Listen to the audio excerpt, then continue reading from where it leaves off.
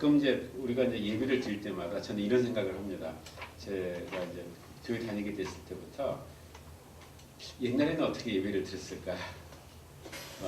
특히 초대교회 때는 어떻게 예배를 드렸을까? 이제 이런 생각을 많이 하고요. 결국 우리들의 그 예배를 드린다는 것이 그때를 좀 회귀를 하면 어떨까 하는 그런 생각을 많이 하거든요.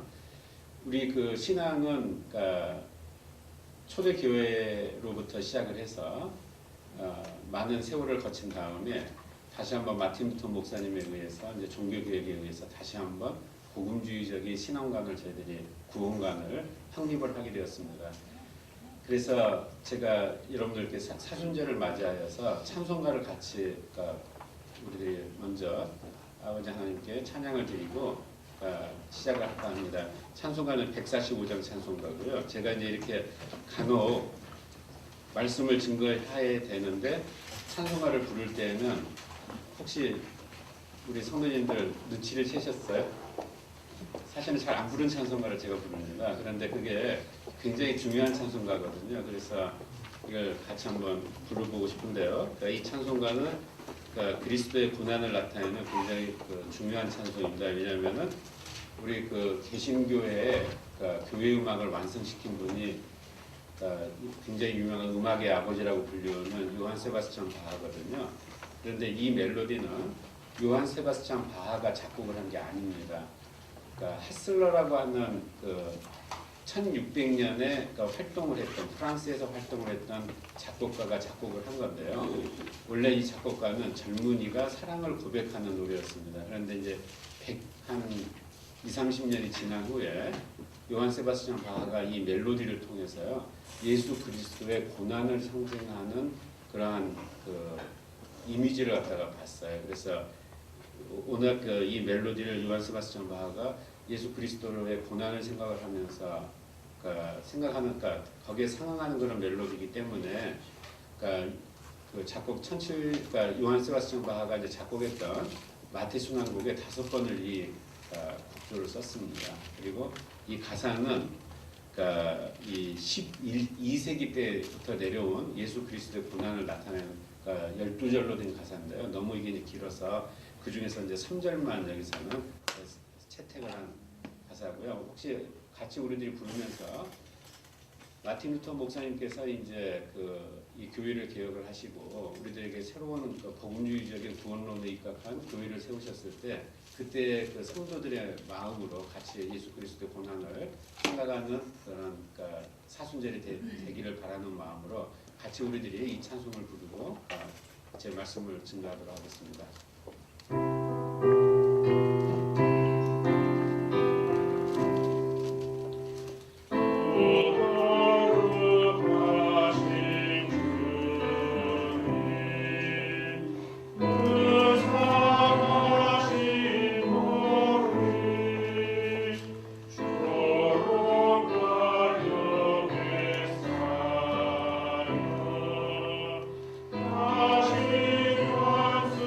다시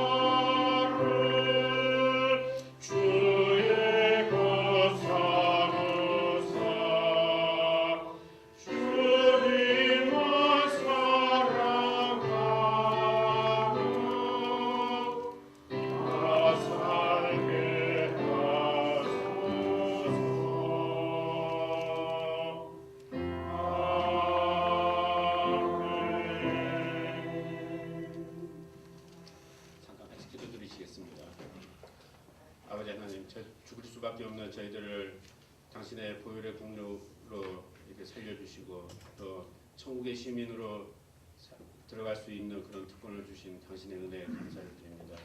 특별히 저희들이 사순절을 맞이하여서 올해 더욱더 예수 그리스도와 동행하는 그런 삶을 살게 하여 주시옵소서. 제가 이 말씀을 증거할 때 저희 인간적인 약함은 다 덮어주시옵시고 당신 홀로 영광 드러내 주시옵소서. 우리 주 예수 그리스도 이름으로 기도드렸습니다. 지금부터 500년 전에 신앙의 선조들께서 어떻게 예수 그리스도와 동행하는 삶을 사셨는지 좀 우리 이 찬송을 통해서 저희들이 간접적으로 체험했으리라 믿습니다. 그러면 말씀은 어땠을까요? 이 말씀은 아마 다양하게 이제 그 어떤 성경적인 해석을 통해서 이 말씀이 선포가 되었을 것입니다. 그러면은 예수님께서는 어떻게 설교를 하셨을까요? 우리들이 그 가장 예수님과 동행을 할 때 가장 좋은 방법은 예수님이 이 자리에 계시는 겁니다. 그래서 친히 우리들을 인도해 주시는 거죠. 그 예수님께서 이제 그렇지만은 지금은 이제 예수님께서는 하나님 우편에 앉아 계시고 이제 예수님께서 특별히 말씀하셨어요. 성령이신 하나님께서 우리들을 인도해 주실 것이라고요. 그래서 그 성령이신 하나님이 우리들과 함께 하시기를 간절히 축원드립니다. 아마 예수님 당시에는 예수님께서 말씀을 선포하실 때 이렇게 바깥에 쌀쌀한 바람을 막아주거나 또는 뜨거운 햇빛을 막아주는 그런 건물이 없었을 거예요. 아마 큰 들판이나 또는 산으로 올라갔을 겁니다. 어떻게 그걸 아냐고요? 바로 이게 오늘 본문의 말씀이 다 그 중간에 들어있는 말씀입니다. 예수님의 설교 말씀에 지금 저희들이 오늘 읽은 봉독의 말씀이 그런데 그 말씀이 어디서 시작하냐면요 5장에서부터 시작을 합니다. 5장에서 시작을 해서 7장에서 끝납니다. 그러면은 우리들이 이제 보통 성경을 읽을 때 장수하고 절수가 있잖아요. 그런데 옛날에는 장수하고 절수가 없었어요. 그냥 하나의 두루마리로 처음부터 쭉 적혀졌던 겁니다. 그러면은 지금 이 장수와 절수는 누가 만들었냐면은 그 성경을 인쇄하던 출판업자가 임의로 이 장수하고 절수를 나눴다고 합니다. 종교개혁 이후에요. 그런데 이제 거기에 분명히 성령이신 하나님께서 역사를 하셨던 것 같아요. 그래서 가끔 이렇게 이제 읽어보면은요, 약간 좀 어색한 부분도 있지만은 이 장하고 절수를 어떻게 잘 나눴을까? 참, 그러니까 정말 잘 나눴구나. 성령이신 하나님께서 역사를 하셨구나 하는 걸 느끼게 됩니다. 우리들이 이제 마태복음을 전반적으로 이렇게 좀 살펴보면은 이 5장에서부터 7장까지에 있는 말씀이 얼만큼 중요하다 하는 것을 여러분들이 아시게 될 것 같아요. 1장에서는 예수 그리스도의 족보에 대한 이야기가 나옵니다. 낳고 이렇게요. 그래서 그 낳고가 42번인가 한 번인가 나올 거예요. 제가 이렇게 하나를 갖다 애매모호하게 하는 것은 바벨론 유수 이후에 14대라고 되어 있는데 사실 한 대가 빠져 있어가지고요. 그래서 이제 좀 명확하지 않는 부분이 있습니다. 그 다음에 이제 2장에서는 이제 예수 그리스도의 탄생이 이제 기록이 되어 있고요. 그래서 이제 동방박사가 나오고 이제 헤로당 이야기가 나오게 되죠. 그 다음에 이제 3장에서는 예수 그리스도께서 세례를 받으시고요. 그다음에 이제 세례 이제 요한과의 이제 대화가 나옵니다. 그리고 이제 조금씩 이 복음이 드러나기 시작을 하죠. 그래서 예수 그리스도가 왜 이 세상에 오시게 되었고 하는 그런 것들이 조금씩 보이기 시작을 하게 됩니다.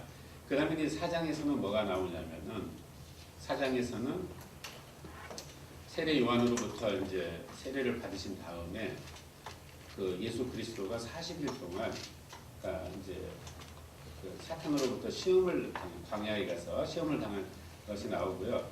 우리들은 이제 이와 같은 예수 그리스도의 전승을 따라서 예수 그리스도께서 부활하시기 전에 40일간을 저희들이 역시 같이 그 고난에 동참하는 그런 사순절 기간을 갖게 되는 것입니다.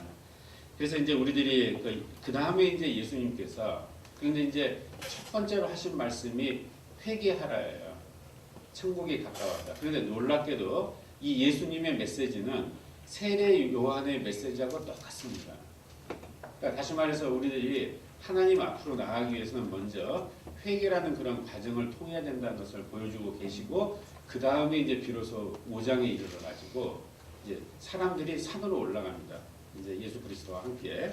그래서 이제 어떤 구속을 받지 않고 그 많은 사람들이 산으로 올라가서 예수 그리스도의 말씀을 듣게 되는데, 바로 오늘 본문의 말씀은 그 가운데에 있습니다. 그래서 이제 그 5장의 말씀을 잠깐 여러분들이 보시면은 지금 우리들이 가지고 있는 이 성경에 아주 친절하게 단락별로 주제별로 이렇게 나와 있습니다. 그래서 그 주제를 보시면 5장의 1절부터 12절까지를 우리들이 이걸 뭐라고 부르냐면은 산상수훈이라고 부르죠. 이것을 그 다음에 비아튜스 영어로는. 그래서 이걸 갖다가 이제 그 팔복이라고 우리들이 부릅니다. 그러니까 복이 8가지가 나오게 되잖아요. 그래서 이제 이 주제가 이제 복음이 있는 사람이고, 그 다음에 어제 우리 정비성 목사님께서 이제 그 새로 임직을 받으신 분들한테 권면해 주시던 말씀이 그 다음에 나오죠. 소금이여 빛이 되라 너희들이. 그 다음에 이제 나오는 말이 뭐냐면은 율법에 대한 이야기입니다. 그래서 예수님께서 율법을 폐하러 온 것이 아니고 완성시키러 오셨다는 그런 말씀이 나와요. 자, 그 다음에 이제 주제가 또 뭐냐면은 뭐 노하지 말라, 간음하지 말라, 맹세하지 말라. 다시 말해서 우리들이 일상생활에서 범하기 쉬운 그런 잘못들에 대한 메시지가 나옵니다.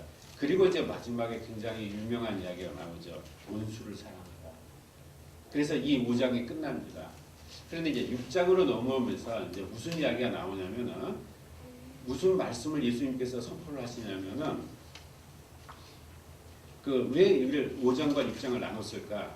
제가 굉장히 궁금했었어요. 그런데 가장 중요한 단어를 여기서 하나 발견을 했습니다. 이 6장에서는 드디어 의라는 단어가 나옵니다. 의라는 단어.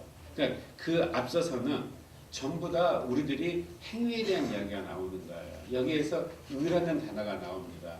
그래서 6장 1절을 보시면은 사람에게 보이려고 그들 앞에서 너희 의를 행하지 않도록 주의하라 하는 이야기가 나옵니다. 그러니까 왜 그러니까 예수님께서 6장 말씀을 하셨을까요? 앞에서는 전부 이제 이런 말을 합니다. 노하지 말라, 간음하지 말라, 맹세하지 말라, 악한 자를 대적하지 말라, 원수를 사랑하라. 전부 다 우리들이 일상생활에서 범하기 쉬운 일들이고요. 이것은 사실은 율법에도 나와 있고 십계명에도 어떤 부분들은 나와 있는 부분들이에요. 그러니까 예수님께서 이와 같이 말씀을 하시면서 이제 율법을 완성하라고 하러 왔다고 말씀을 하시고, 갑자기 6장에서 6장으로 이르러 가지고는 여기서 의 이야기를 하는 거예요. 그러니까 오늘은 제 말씀의 주제는 그 의가 무엇이냐 이겁니다. 그런데 여기서 중요한 것은 뭐냐면은 너희 의를 행하지 않도록 주의하라고 했거든요. 그리고 오늘 본문의 말씀 31절로 이제 가가지고는 33절에 여러분들 보시면 그 앞에 이제 어떤 말들이 나오냐면은 어떤 말씀을 하셨냐면은요. 공중의 새를 보라, 심지도 않고 거두지도 않고 창고에 모아들지도 아니하되, 이 유명한 구절들이 나오죠. 그러면서 그러므로 염려하여 이르기를 무엇을 먹을까, 무엇을 마실까, 무엇을 입을까 하지 말아라 이렇게 명령을 하세요 하나님께서. 그런데 여기에 대해서 선결 조건으로 뭘 말을 하시냐면은 그런즉 너희는 먼저 그의 나라와 그의 의를 구하라 해서 이 성경에서 이 말씀을 통해서 예수님께서 너희의 의와 그의 의를라는 것을 대비를 해주고 계십니다. 너희의 의와 그의 의를 대비를 해주고 계십니다. 그래서 여기에서 그의 의가 뭘까요? 그의 의.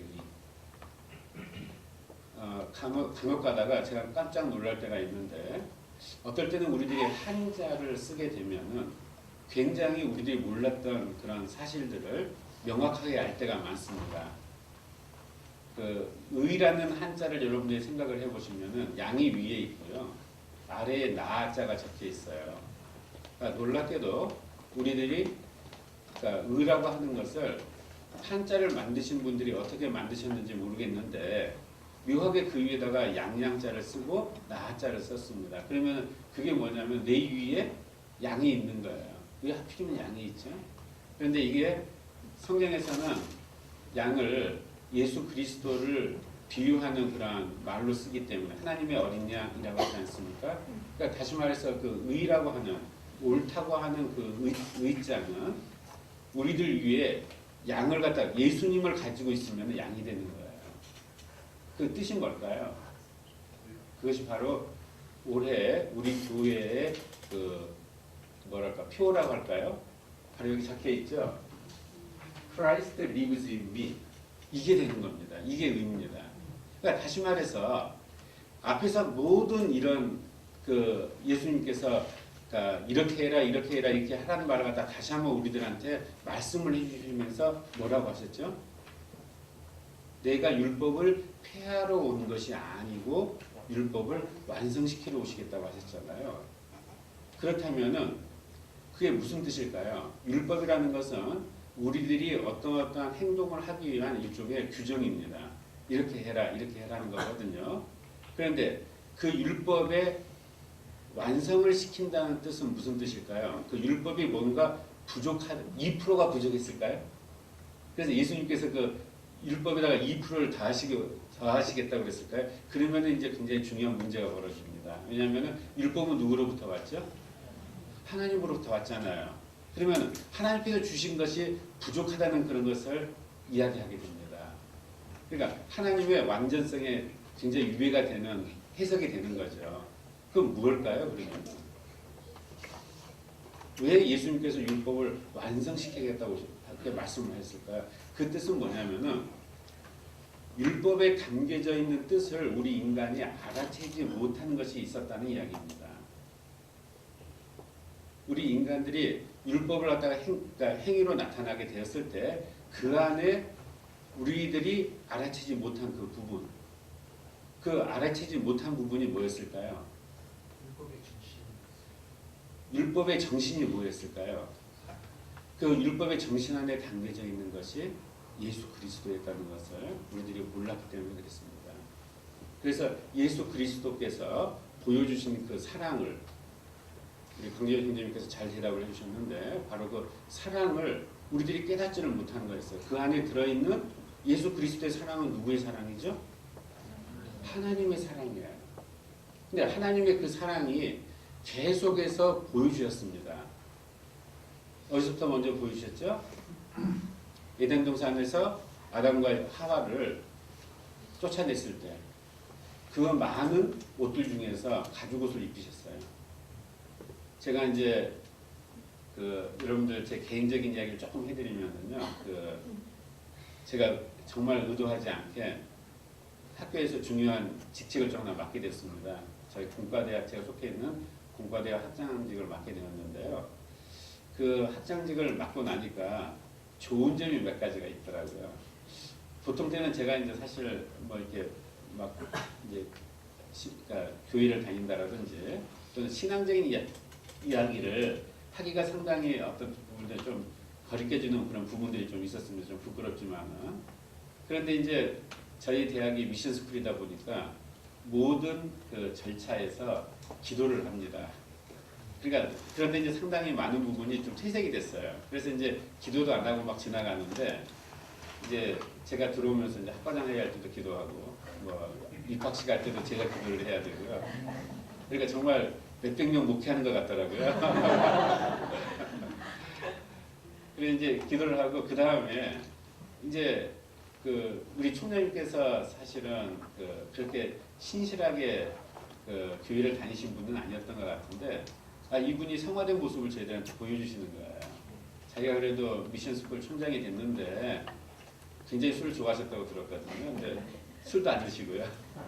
그 다음에 그 대학에서 일어나는 모든 예배에 참석을 하시려고 노력을 하십니다. 그래서 저도 굉장히 감동을 받고 그래서 이제 저도 이제 총장님께서 그렇게 하시니까 저는 얼마나 좀 이렇게 기댈 수가 있습니까?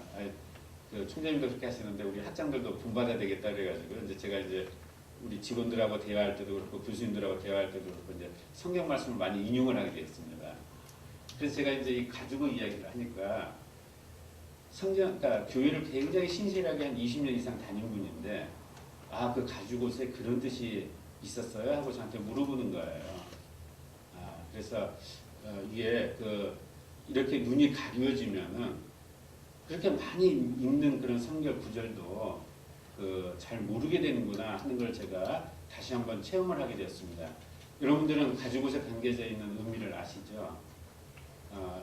혹시 아까 여러분들 다시 한번 저희들이 통일을 한번 해보겠습니다. 우리들이 하나님께서 왜 하필이면 그 가죽을 지어주셨을까요? 우리들이 하나님께서는 전지전능하신 분이니까 우리들이 예를 들면 등산할 때 입는 옷이 뭐죠?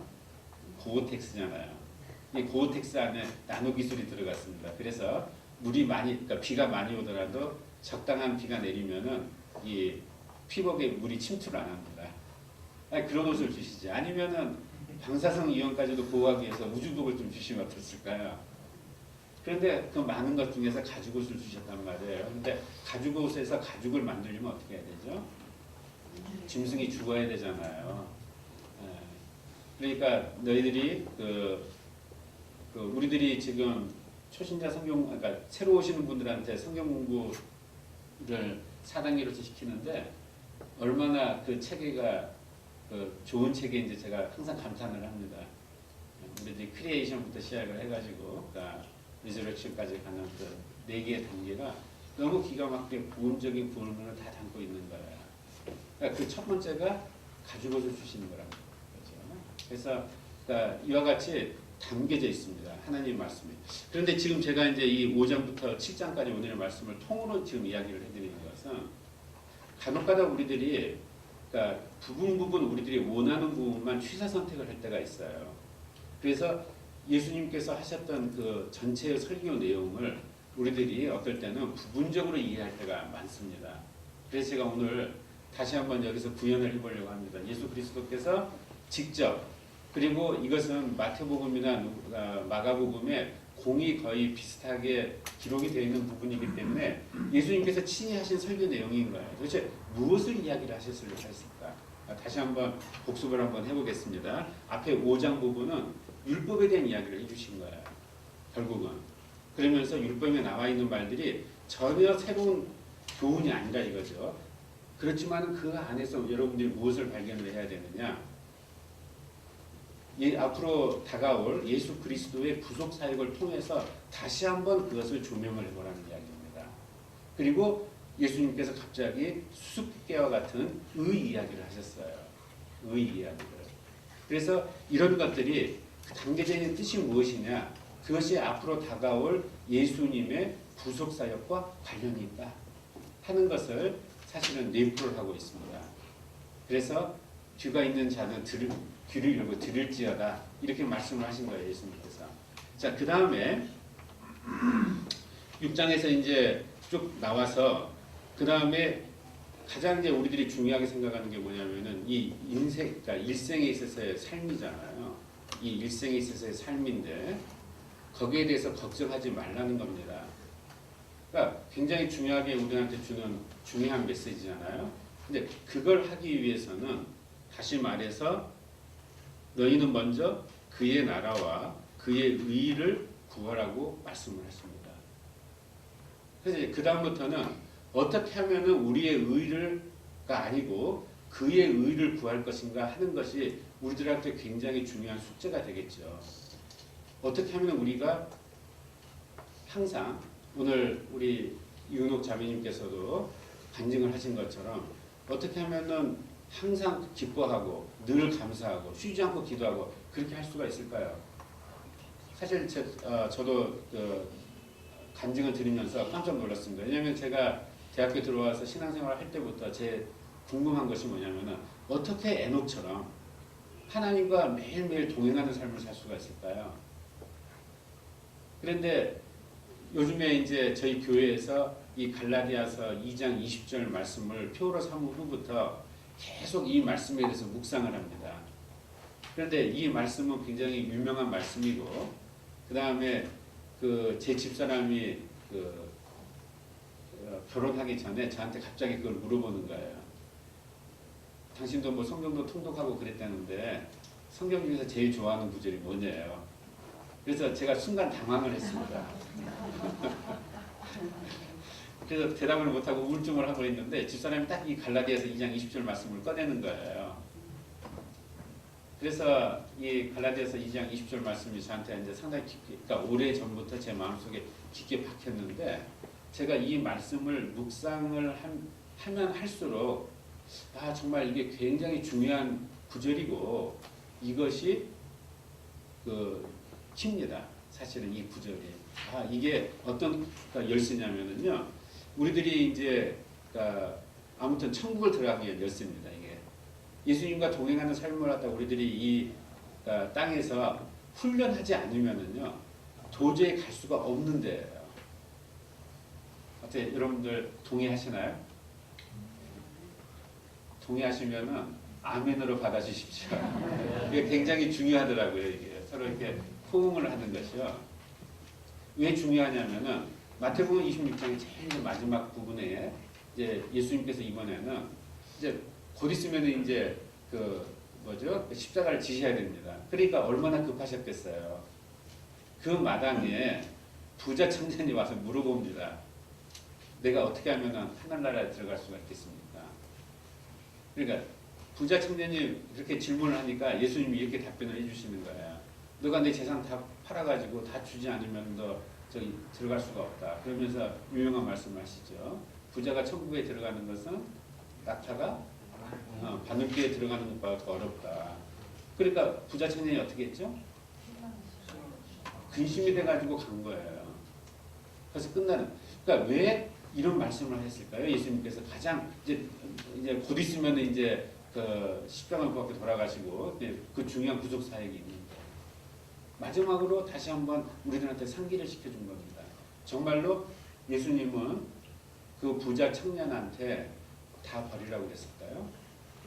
실제로 재산을 다 팔아가지고 나눠주라고 말씀하셨을까요? 그게 아닙니다. 다시 말해서 너가 가장 지금 중요하게 생각하는 것이 무엇이니? 하고 물어보신 거예요.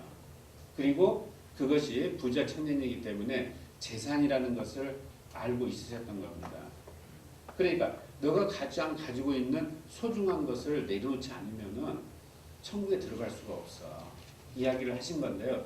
그 안에 숨어있는 메시지가 뭐였을까요? 바로 그것이 갈라디아서 2장 20절 말씀입니다.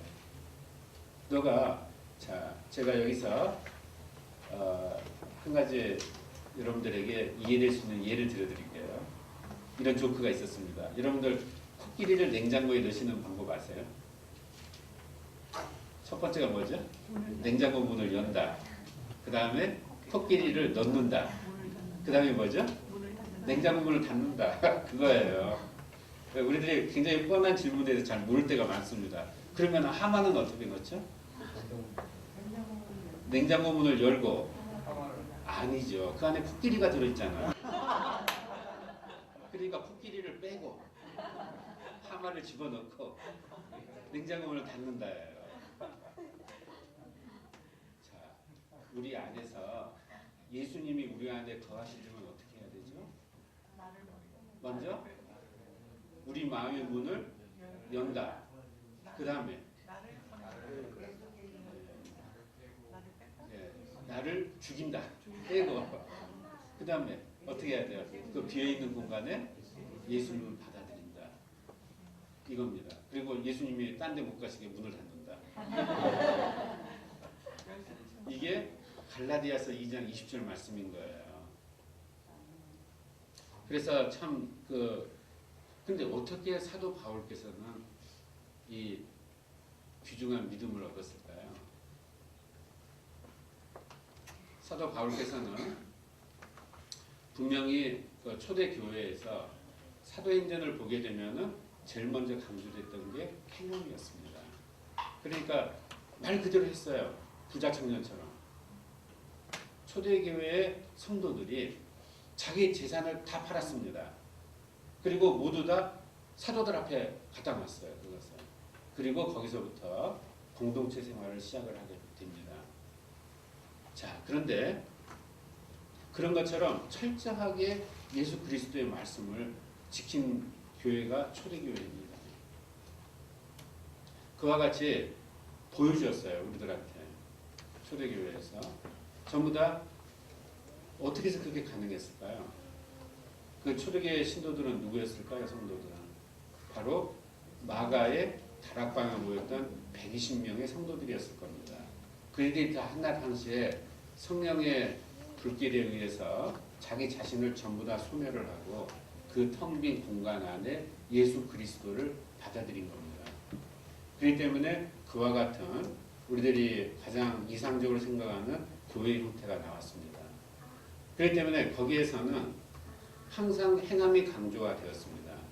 그래서 초대 그 교회의 감독이었던 야고보가 야고보서에 나와 있는 말씀을 쓰신 거예요. 그런데 그렇기 때문에 계속 우리들이 사실은 이 구절에 걸려서 믿음이 먼저냐, 뭐 행위가 먼저냐 하는 그러한 그 이야기를 하게 됩니다. 우리는 그 스토리를 잘 모르니까 전체 스토리를. 그런데 만약에 우리들이 이와 같이 깊숙하게 이 말씀을 통해서 성령이신 하나님의 인도함을 받아서 이 초대 교회 때의 상황을 우리들이 알게 되면은 야고보서에 나와 있는 말씀이 사실은 그 행위가 믿음에 의한 행위. 다시 말해서 내 자신의 의를 드러나는 그러한 행위가 아니고 예수 그리스도께서 내 안에 살아서 움직이셔서 그 예수님이 직접 하신 행위인 내 의가 아닌 그의 의로 바뀌었구나 하는 그런 말씀이라는 것을 알았었을 겁니다. 그랬는데 그 이후에 이제 예수님과 동행했던 분들이 다 한 분씩 순교를 당하시거나 돌아가시고 사도 바울이 등장을 했을 때에는 상당히 많은 이 교인들의 그 변화가 있었을 거예요. 그러니까 사도 바울께서 이제 예수님의 말씀을 다시 한번 사모를 했을 겁니다. 그래서 계속 이제 말씀을 탐구를 하면서 그렇다면은 예수님을 직접 보지를 못했거든요. 그리고 예수님의 말씀을 직접 듣지를 못했습니다. 사도 바울은 육신적으로. 그러니까 남들이 쓴 기록들을 면밀하게 살펴보기 시작을 했습니다. 여기에서 왜 예수님께서 사도 바울을 택하셨는지에 대한 이유가 나오는 것 같아요. 그러니까 사도 바울은 가말리아 문화에서 굉장히 많은 지식을 쌓았습니다. 그렇기 때문에 다른 사도들보다도 더 많은, 다시 말해서 그 안에 들어있던 예수님께서 어떠한 구약을 갖다 인용을 하시고 그 구약 안에 어떠한 이중적 의미가 있었구나 하는 것을 깨닫기 시작을 했을 겁니다. 그래서 아마 사도 바울이 다른 자기보다 먼저 된 사도들한테 가서 예수님께서 정말로 했던 내용이 뭐였을까? 이것을 진지하게 물어봤을 것입니다. 그래서 그때 아마 마태복음은 그 이후에 기록이 됐을 거라고 우리들이 생각을 합니다. 그 이후에 기록이 되어 있기 전에 우리 신약 성경을 연구하시는 학자들께서 큐문사라는 이야기를 합니다. 그러니까 다시 말해서 마태복음과 마가복음에 공통된 부분이 있는데 아마 그 공통된 부분에 해당되는 큐문서에 해당되는 그러한 기록 스크립처를 가지고 있었을 것이다. 그러면은 그 사도 바울이 어쩌면 제가 오늘 말씀을 선포하는 것처럼 예수 그리스도의 말씀을 다시 한번 재현을 해보기 위해서 굉장히 노력을 했을 거예요. 그러면 예수님께서 도대체 언제 설교를 시작을 하셔서 언제 설교를 끝났니? 이런 것들을 굉장히 주의 깊게 봤을 것입니다. 그런데 오늘 그 의가 다시 말해서 6장 가운데에 딱 들어가 있는 거예요. 그런데 말이야, 율법이 중요해. 그런데 너희들이 그걸 하기 위해서는 내 의가 아니고 내 자신의 의가 아니고 그의 의로 해야 돼. 그것을 이제 그때부터 사도 바울께서는 의라는 게 무엇일까 하고 깊게 생각을 하셨을 겁니다. 그래서 갈라디아서 2장 20절에 있는 그 말씀을 이 사도 바울께서 깨달음을 얻었던 것 같아요. 성령의 하나님의 도움을 받으셔서. 그래서 갈라디아서 2장 20절의 말씀을 통해서 자기 자신을 고백을 했습니다. 더 이상 이제는 내가 사는 것이 아니요 나는 죽었다. 언제 죽었느냐? 예수님과 같이 십자가 못 박혀 나를 죽였다. 그리고 그 안에 예수 그리스도님께서 들어오셨다. 그러니까 이제부터는 내가 사는 것이 아니고 누가 사는 거죠? 예수님이 사는 거예요. 그랬을 때 율법이 완성이 되는구나 하는 그러한 귀중한 깨달음을 얻으셨습니다. 그래서 이것을 갈라디아서에 기록을 해놓으셨어요. 그리고 이 갈라디아서가 로마서로 연계가 됩니다. 그와 같은 신앙의 깨달음이 다시 한번 마틴 루터 목사님에게 나타났습니다. 마틴 루터 목사님께서 신부로 서품을 받으신 다음에 다시 한번 깊게 성경을 연구를 하기 시작을 하셨는데 첫 번째로 연구한 성경이 갈라디아서입니다. 그리고 갈라디아서를 공부를 하시고 그 다음에 로마서를 공부를 하셨어요. 그래서 로마서 1장 17절에 오직 의인은 믿음으로만 구원과 의를 얻는다 하는 깨달음을 얻으십니다. 그런데 그러한 깨달음이 마틴 루터 목사님한테만 있었을까요? 아닙니다. 1970년대 미국이 굉장히 어지러운 세대였었죠. 여러분들 보헤미안 랩소디를 보시면 아시겠지만 그 어지러운 정신세계가 나옵니다. 1960년도에 있었던 베트남 전쟁에서 그 이유 없이 사람들이 젊은이들이 죽어가고 이걸 통해서 어떻게 우리는 여기서 벗어날까 해서 히피 운동이 일어나게 되고요. 그 다음에 이 히피 운동이 그 당시에 유행을 하던 락큰롤과 합쳐져 가지고요. 그게 폭발한 게 1974년인가요? 거기에 우드스탁이라는 데서 그냥 젊은이들이 모여가지고 마약에 쪄들고 그 다음에 그 락큰롤에 휩싸이게 되고 그 의미 없는 그런 공동체적인 생활을 하고요. 1970년대가 그런 시대였습니다. 거기에 미국은 멕시코에서 이민자들이 올라옵니다. 이게 굉장히 중대한 문제가 됐는데 왜냐하면은 그 멕시코 원주민과 동화가 된 정말 이상한 캐톨릭이 이제 미국으로 들어오기 시작을 했거든요. 그럼 하나님께서 어떻게 하셨을까요? 보고 계셨을까요? 깨닫는 사람들한테 바이블 벨트라고 하는 벨트를 신설을 하세요. 여기다가 낙스빌부터 시작을 하셔서 멤피스, 뭐 참고적으로 멤피스는 엘비스 프레슬리의 고향이잖아요. 달라스 이런 식으로 우리 저기 신기영 목사님이 계셨던 오클라호마도 마찬가지입니다. 리틀락 이런 데로 해서 이 바이블 벨트가 형성이 됩니다. 그래서 거기에 달라스에 그러니까 복음주의적인 사람들이 만든 신학교가 있는데 그게 달라스 티올로지컬 세미나리예요. 여기에서 뭐가 시작됐죠? 네, B가 시작이 된 겁니다. 그러니까 B에 왜 갈라디아서하고 로마서밖에 없는지 아세요? 제가 그분들한테 직접 확인은 못했지만은 루터 목사님의 그 전승을 따르는 거예요. 우리들이 이렇게 어지러운 세대에서 다시 한번 그 의를 확립을 합니다. 여러분들 의를 어떻게 확립한다고요? 먼저 내 마음을 열어야 됩니다. 그 다음에 뭘 꺼내야 되죠? 하마가 아니고요. 나를 꺼내야 돼요. 나를 꺼내고 그 다음에 뭘 집어넣어야 됩니까? 어떤 분을 그러니까 초청해야 되죠? 예수님을 초청을 해야 됩니다. 그리고 그것이 모였을 때 우리가 진정으로 한 영이 되고 한 마음이 될 것입니다.